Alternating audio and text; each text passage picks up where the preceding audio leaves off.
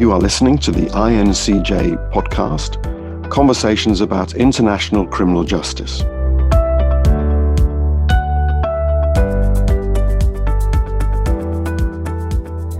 Hello, this is the INCJ Newsdesk for 2023, and I'm really pleased to be joined by Chelsey Narvey, who is a regular contributor to the INCJ.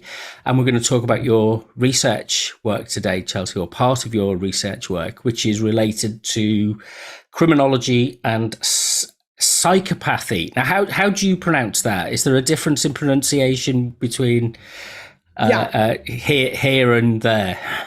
So I pronounce it psychopathy, but right.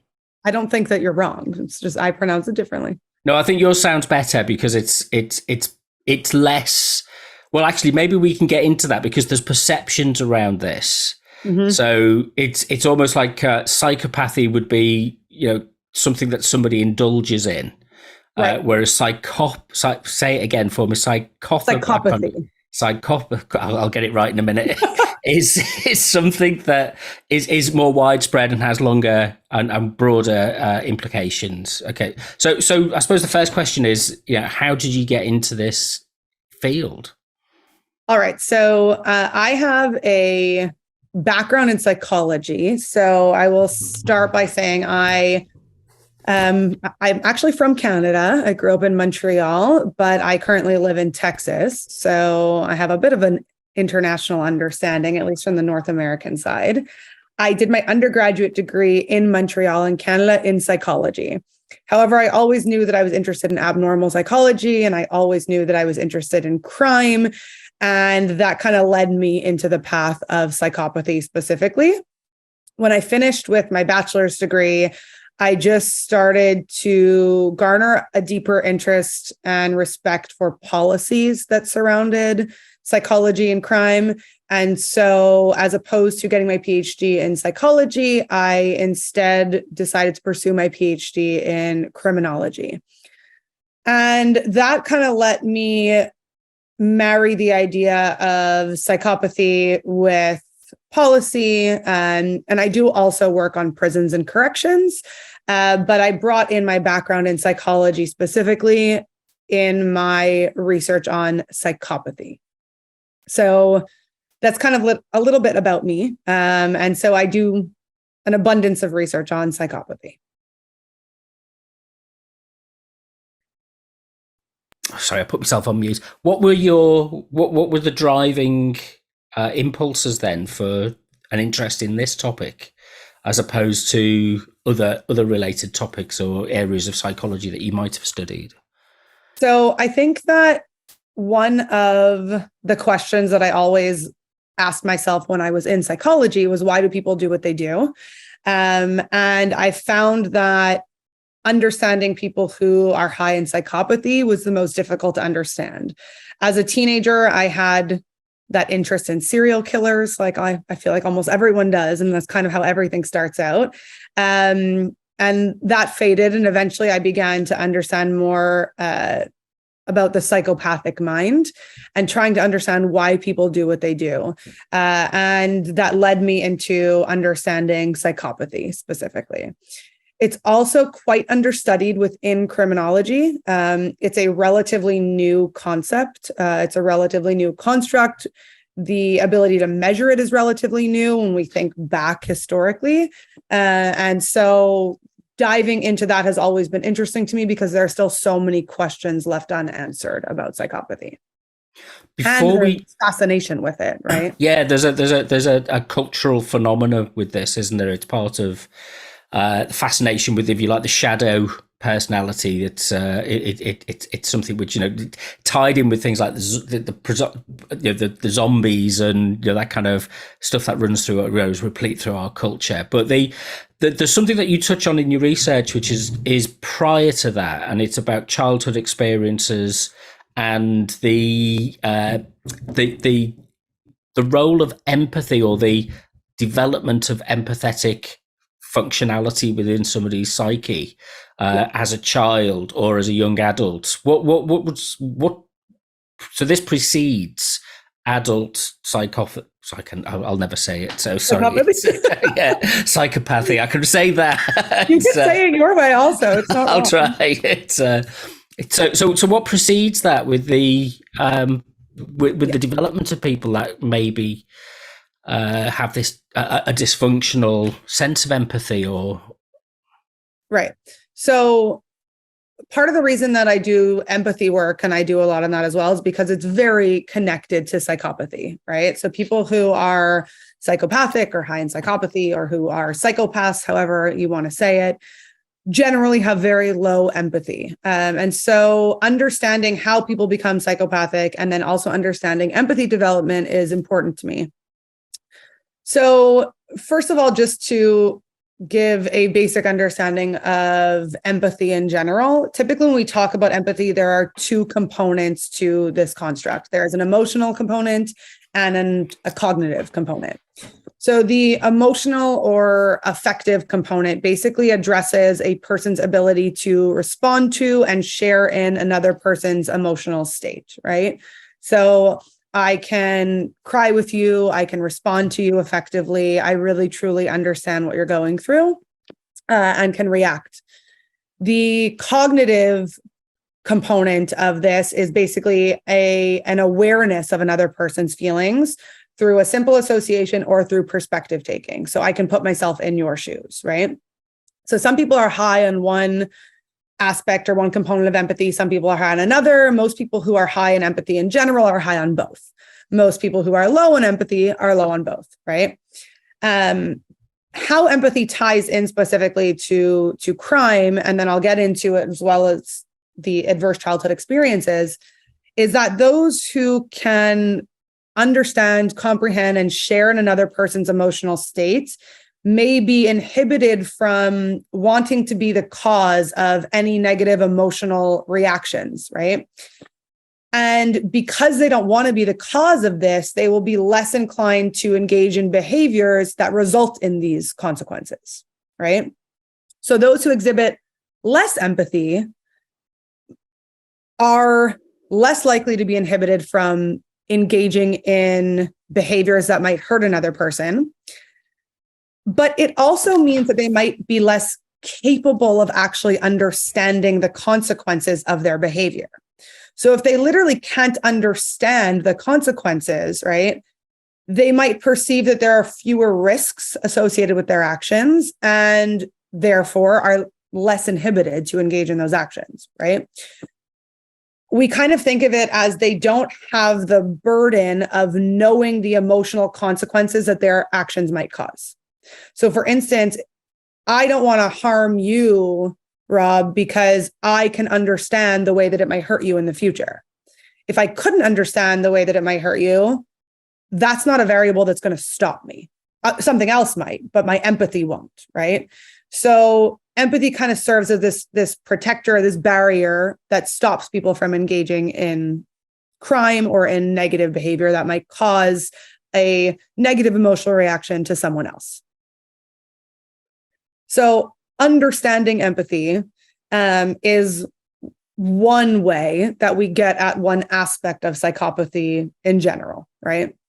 So, but it suggests that there's not. I mean, I can imagine circumstances where a disregard for people's feelings, to put it in a crude sense, is absolutely appropriate to getting something done. You know, yes. to move a tribe from one place to another in harsh conditions, or to do very uncomfortable tasks, to achieve survival tasks or to dominance-based tasks, then you don't really want somebody who's going to quibble about that sense of projection to how other people might be feeling about this. You just need to get it done. Is that different, or is that related? That is different, because in that situation, you still understand that someone might be negatively affected and that this might cause a negative reaction or a negative emotion in another person, but it needs to be done because it's a means to an end that will hopefully benefit even the larger population in the long run, right? People who have very low empathy and specifically tied to psychopathy do not understand the negative emotions that might occur. They only see the end goal, and they literally can't comprehend a lot of the time what might occur in the interim. And that end goal isn't related to a social benefit or a group benefit. Is that related purely to an individual benefit for that person? Most of the time. Yeah. So especially if we're talking about crime, then most of the time, people who are high in psychopathy, low in empathy, are engaging in a behavior that's going to benefit themselves, right? Yeah.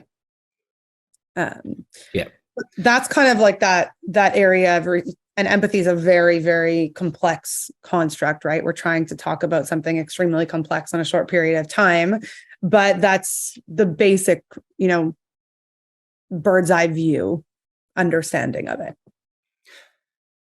So then there's these adverse childhood experiences that restrict or change. I don't know the right language again, but it's there's a negative effect on somebody's development, which takes that off the average or normal path of development for somebody. Tell us a bit about that. Right. So when we're trying to understand psychopathy, trying to understand empathy, part of the question is, how does this happen? Right. So we still don't really know the answer entirely to psychopathy specifically, even to empathy. But we have a deeper understanding with empathy specifically. And one of the aspects that affect empathy and empathy development specifically starts in childhood. So empathy will begin in childhood. Think about when you are a young child, you're maybe in preschool or kindergarten, or at least that's what we call it here. It might be different elsewhere. But you're playing with toys, right? And you see that one of your friends wants the toy you want, and you decide to share. That's one aspect of the beginning of empathy development, right? You see a child crying and you go and pat them on the back. That's an aspect of a beginning of empathy development. What we know about children who don't necessarily have developing levels of empathy, or eventually their empathy stops developing, is that those who undergo traumatic experiences or have adverse childhood experiences will basically their empathy development will slow down, or at times it will stop, right? So some of the research I've looked at is whether adverse childhood experiences, you can call it trauma, traumatic experiences in childhood, especially cumulative trauma, affect empathy, and then how that affects their behavior later on, right? So in one of my studies specifically, we evaluated a sample of about 11,000 juveniles who were in detention in a state in the US. So all of them had gone through had committed a crime, I should say. And what we found basically was that empathy did affect recidivism. So recidivism is defined as their likelihood to reoffend, basically, after they've already been sentenced or been arrested. It's measured differently in different studies. And we found that children who had high adverse childhood experiences or high exposure to trauma, number one, had less empathy when they were admitted to their programming. And we also found that they were more likely to engage in recidivism. So they were more likely to reoffend when they finished their programming. However, one of the most important aspects of this specific study and the research I've done with this group is that we did see that empathy could be improved. And that if we did have increases in empathy, that would lessen the effect of the adverse childhood experiences on recidivism. So that trauma did not hold as much of a chokehold on them, and it didn't have as much of a strong effect on whether or not they would reoffend in the future if we improved their empathy.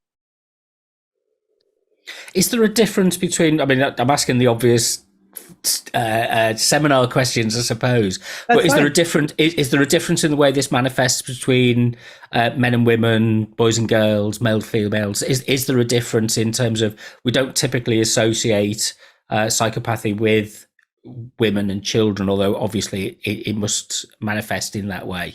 Yes. It's stereotypically in movies, it's predominantly men who occupy that position. Yes. So there also exists a body of research on empathy in men and women specifically. And so we know that empathy is generally considered to be a female-coded pro-social characteristic, okay? So what this means is that, first of all, empathic ability does vary between and within persons, right? And it can be expressed differently across several characteristics, and that includes gender. It could also include age, right? When we look at gender specifically, we sometimes see that socialization processes that lead to empathy development differ across boys and girls, and that the specific socialization practices of boys can actually sometimes lead to an experience of anti-empathic development after the age of 10. After the age of 10, this occurs because they become more aware of their gender normative behaviors, right? And they become more aware of the fact that girls are more emotional by societal standards, and they are not supposed to be as emotional, right?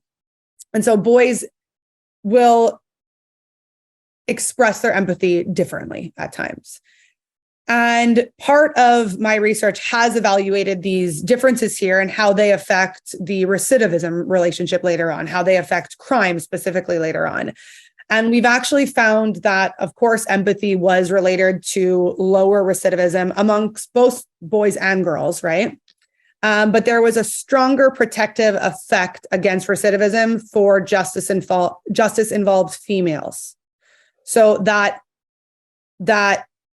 so empathy essentially protected them more, right? It had a stronger effect on females. So women who are socialized into a more empathetic culture are protected from the extremes of this, whereas the thing that comes to mind is that kind of hyper masculinity and the cult of the uber male, and that's kind of, you see it on TikTok and on social media a lot, but that kind of is that. How do you untangle and separate that, if you like, cultural expression of, what was the phrase you used, your pro-social characteristics that are kind of you learn from the psychological functionality that underpins some of this? Is that something that is possible to do, and to because a prison culture, for example, again, stereotypically, prison officers can be very macho, masculine, controlling kind of figures, and I'm also equally, I'm drawn, the kind of my scant knowledge of Jung and the identification with the anima and the animus. It talks about projections of masculinity and femininity, super masculine men with a strong identification with the anima, and vice versa, leads to different projections of how that's carried out. So the separation of psychopathy from masculinity and femininity, is that, and group dynamics of that as well, is that looked at in this? Because part of childhood development is part of that socialization process.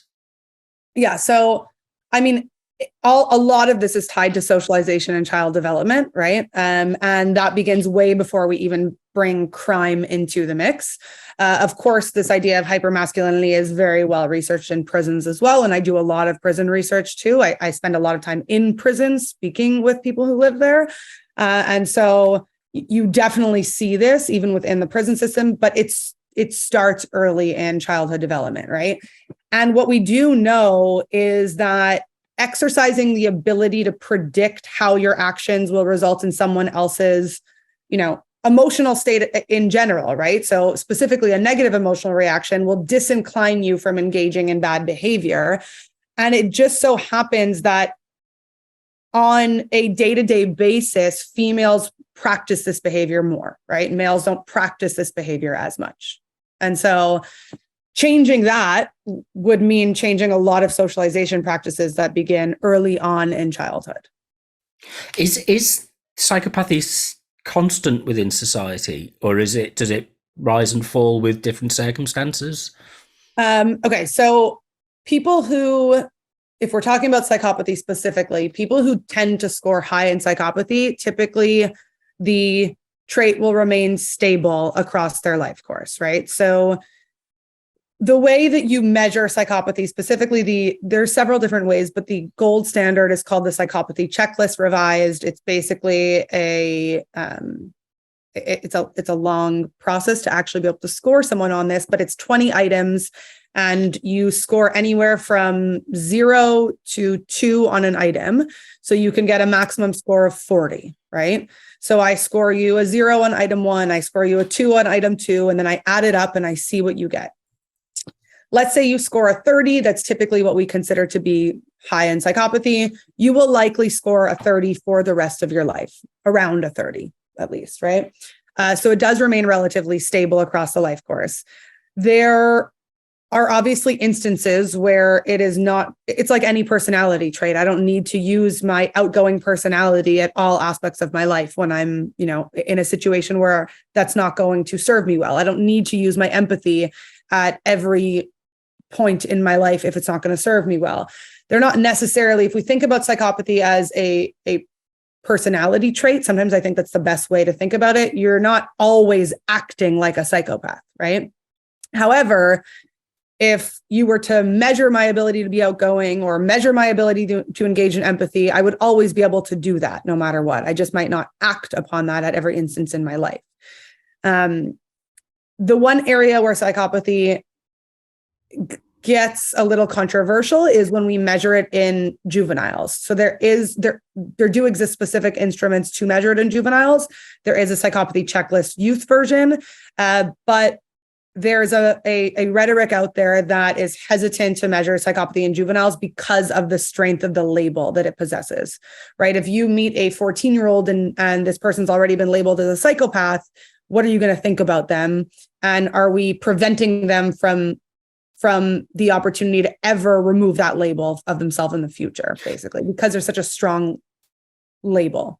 And there is a flip side to that, is that if you can't label and identify people as that, then you can't deal with the conditions that give rise to it. So it's a taboo topic. It's almost, I mean, how's in terms of professional criminology practice and therapeutic practice and things like that, does it have that kind of distance? It's because we've created this mythology around it in our popular culture of being, ruthless serial killers. Actually, in that, the kind of the snakes in suits model, is it Babaki and Hare, their book, and they present this as something which is glorified within super capitalist kind of individualist society, as something is seen as a pro-social action. But the label, is it mislabeled? Do we need another label? Are there other terms that we use, that we should use, that we would benefit from, and gain greater understanding from? Yeah. So there's definitely a misconception about psychopathy in general. And it's a multidimensional, complex construct that is difficult to understand. I'm still forever learning about psychopathy. Currently, the point you bring up about we're trying to weigh the pros and cons of measuring psychopathy in youth and trying to understand someone who is exhibiting these traits to prevent them, hopefully, from committing crime in the future, while also not labeling them, is the reason that there exists this controversy within the literature, right? And some people say, no, you have to measure it and you have to stop these people because they are the people who are high in psychopathy are the ones who are committing violent crime, right? Most of the time. And so we want to prevent this. So we want to understand it early enough. And then there's also the people who say, no, we can't label these people. That's an issue in and of itself. In practice, there are other ways that we measure negative behavior. So for instance, within psychology, children can be diagnosed with conduct disorder, right? So they engage in a number of antisocial behaviors, and that means they might have conduct disorder. And so we try to treat this aspect of conduct disorder, and we can look at different personality disorders as well, right? And in practice and in programming, if we're going to look at policy, that's why there's this focus on empathy, right? So if we increase empathy without putting the label of psychopathy, then we might be able to prevent them from, becoming these psychopaths, right? So, some people call it budding psychopaths. Like these are just little budding psychopaths. And by the way, it's a small number of people in the population, right? We're not walking around living with a ton of psychopaths out there. Although it sometimes seems that we pushed in that direction. The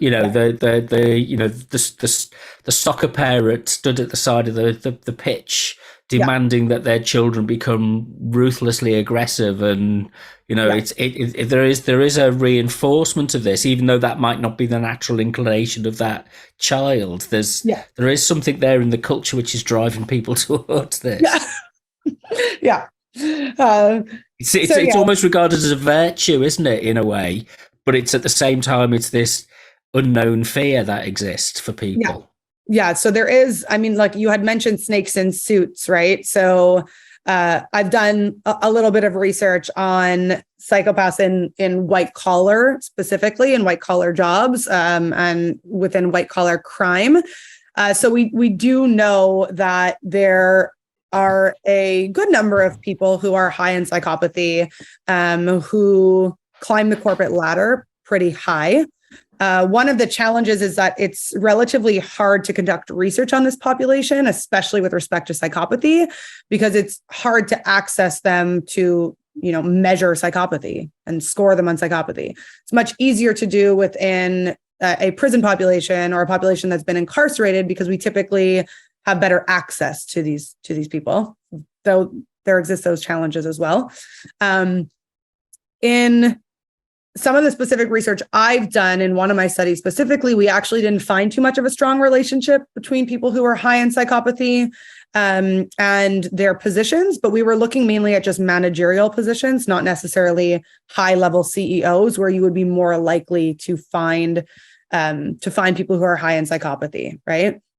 And that's the idea behind, snakes in suits, and that it's an entire book that if people are interested in psychopathy, especially with relation to successful psychopaths, which is what we call them, because they didn't end up in crime or in prison, right?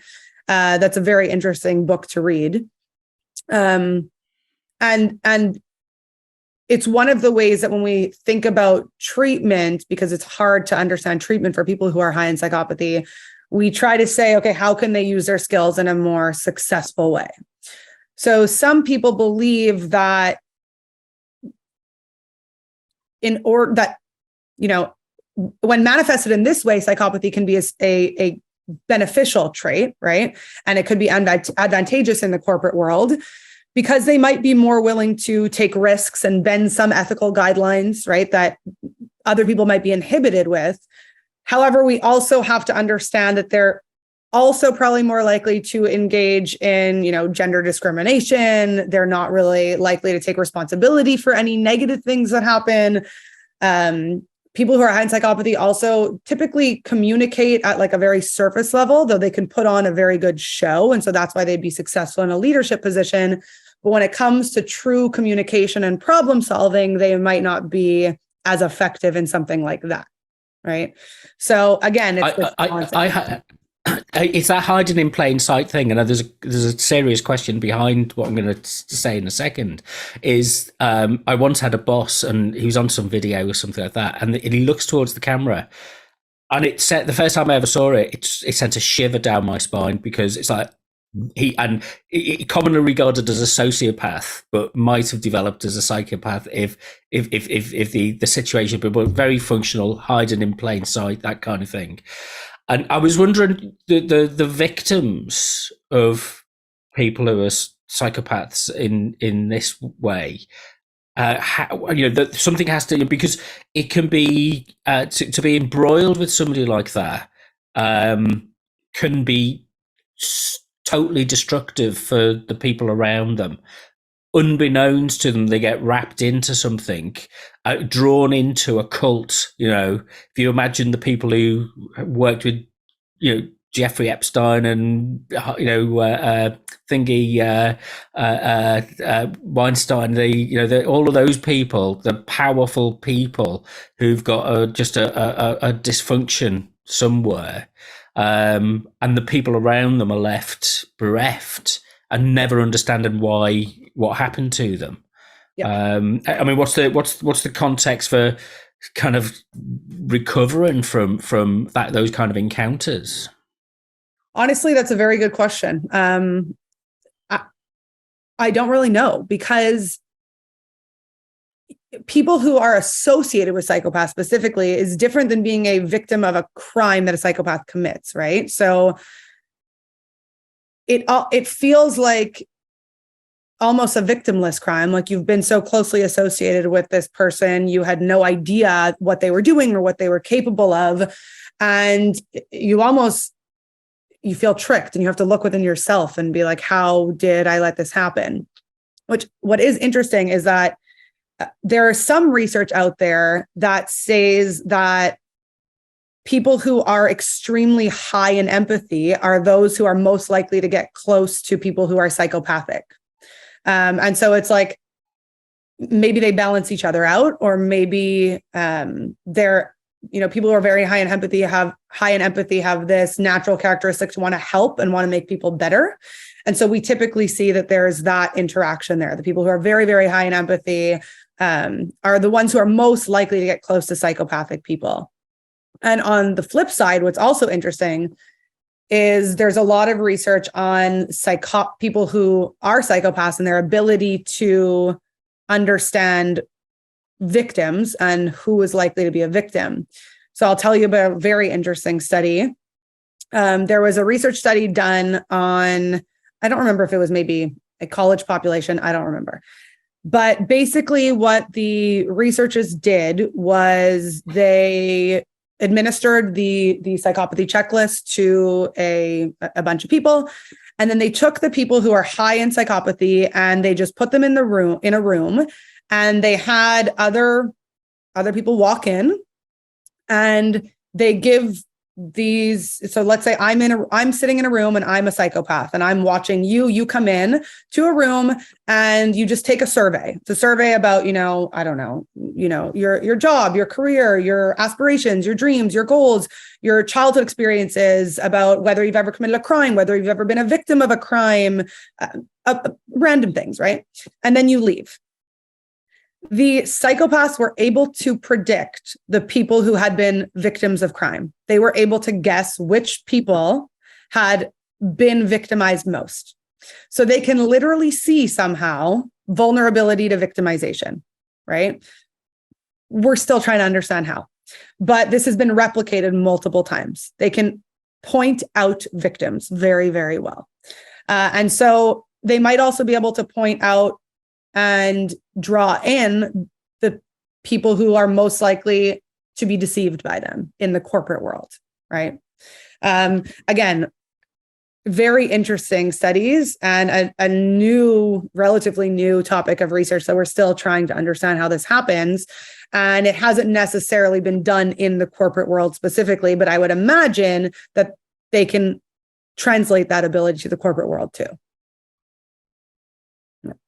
So class and race play part of this dynamic as well. Is there, again, is it, is it evenly spread? Does it manifest in different ways?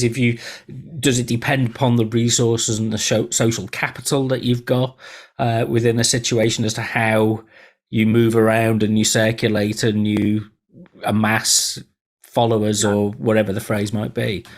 So one of the You bring up a very good point, because one of the issues with psychopathy, especially because it's a relatively new construct, is that a lot of the research that has been conducted has usually used samples of white males, most that have a criminal background, right?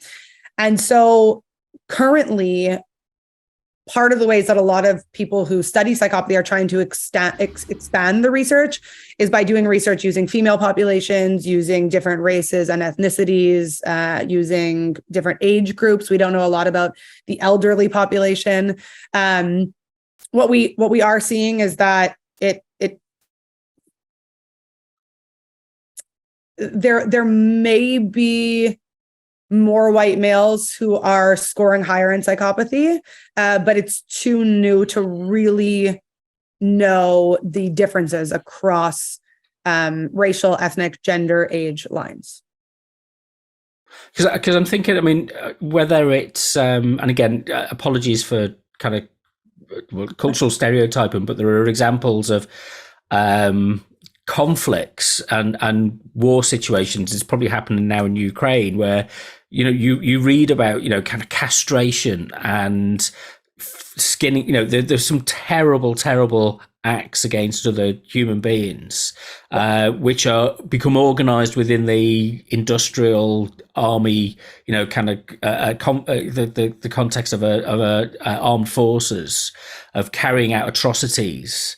Is that associated with this? Is that, is it an attractor for certain people? Is it something that I suppose the military spend a lot of time suppressing people's empathy as part of that's what they do. That's what they're there for. You can't have a lot of empathy if you're dropping bombs on people, and it's part of the program. You've got to deal with that. Is that a trait or a thing that's manipulated and used consciously? I don't know. That's a good question. I mean, I would never say that most people who are in the military are psychopathic. I don't believe that to be true. I think that they're doing a job a lot of the time. Leaders specifically, I mean, we might see differences historically, right? But studying psychopathy in the military is also something that is not commonly done, and is definitely underexplored. Though the way that it manifests in war situations, I think, would be quite different. Part of the thrill for people who are high in psychopathy as well is, the deception and the hunt and being involved in like the lead up to committing a negative act, right? The thrill of that. And so while some people might experience that in a war situation, and I don't really know the literature on military members specifically outside of psychopathy, I don't believe that it would be the same thing.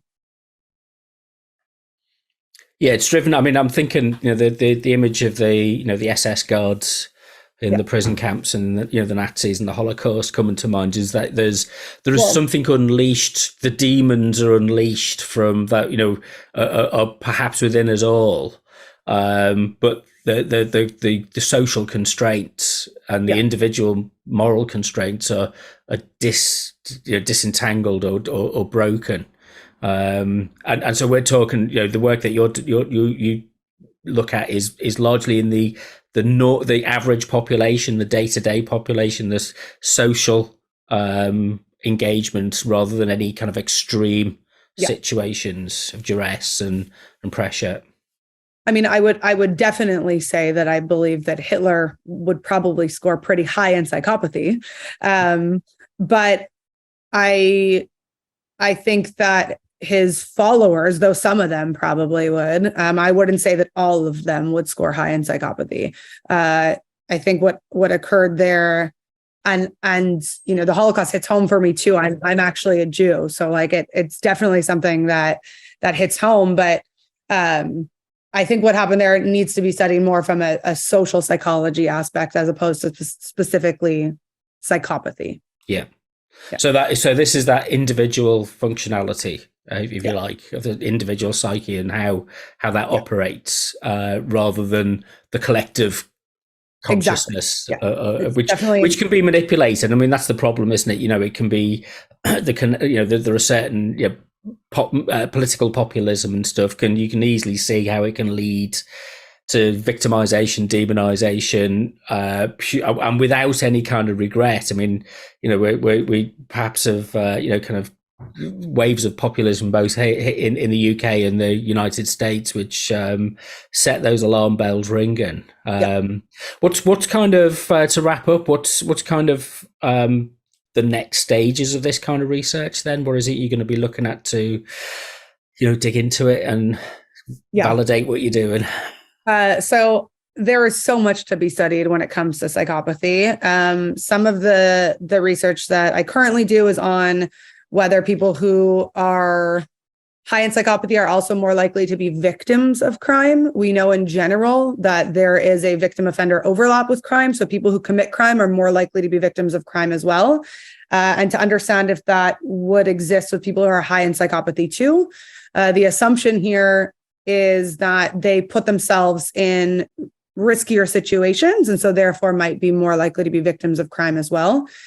So that's an understudied topic that I'm starting to look at. And then the next project that I'm actually working on, I will be working with a county here in Texas with people who are on probation for sex offenses. And I'll actually be administering the PCLR to them. So I am trained and certified in the administration of the psychopathy checklist revised. One of the challenges within criminology is getting access to psychopathy data.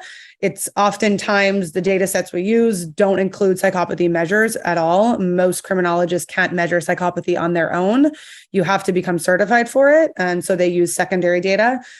So I will be over the course of the next several years, most likely, administering it to people who have committed sex offenses here in a county in Texas. And we'll be doing an abundance of research on that from what we find with that population. Well, let's hope that you can come up with something useful that can diffuse some of the extremes for this. Chelsey, it's been fascinating. I hope I've not asked too many basic questions or sensationalized this, because I think that's the real danger that you can with this, because the media pull is, when we were setting this up, we talked about it being kind of clickbait. And I certainly wouldn't want to do that, but it does catch the attention, I think. So thank you very much for giving your time over to this, and I'm sure we will be catching up soon. Of course. Thank you, Rob. Appreciate it. You have been listening to the INCJ podcast, Conversations about International Criminal Justice. To find out more, go to our website at criminaljusticenetwork.net or follow us on Twitter at INTCJ Network.